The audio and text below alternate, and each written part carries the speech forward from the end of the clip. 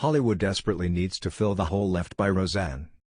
I have never been a Roseanne Barr fan. She reinforced my instincts on July 15, 1990, when she stood in the center of Jack Murphy Stadium in San Diego and decided it would be funny to stick her fingers in her ears and grab her crotch while shrieking the national anthem before spitting to her right and exiting.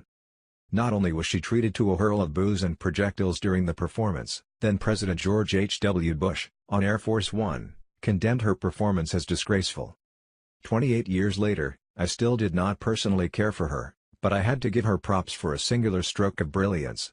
In the newest incarnation of her show Roseanne, she presented an honest, though not entirely sympathetic, American middle-class family who struggles not just economically but also with differing political views.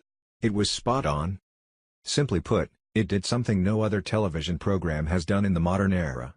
Her two-episode premiere earned an astonishing 18.2 million viewers, overperforming in the media markets located in middle of America, with Tulsa, Oklahoma, Cincinnati and Pittsburgh leading the numbers. Cities like New York and Los Angeles, which almost always drive the #1 slot, didn't even crack the top 20. What those numbers showed was a craving for simple respect, a genuine look at a family that had a Trump supporter as one of their own who was not the butt of all the jokes or incessantly mocked. Critics, meanwhile, were unable to separate Roseanne the person from Roseanne the show. But on TV, Roseanne is a mouthy, loving working-class mom. The show's only controversial moment was the time Roseanne and her husband, Dan, fell asleep in front of the TV, and they started talking about the show's Blackish and Fresh Off the Boat. Dan goes, "Hey, we fell asleep.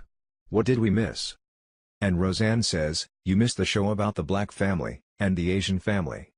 He goes, "Really?" She goes, "Yeah, they just said they're just like us. Now we're caught up." In real life, Roseanne is a crass and vulgar provocateur. If you followed her career with even the slightest attention to detail, you could have predicted it was only a matter of time before she sparked fresh controversy. Her tweet last week likening black former Obama aide Valerie Jarrett to an ape was disgraceful and was punished immediately, rightly so.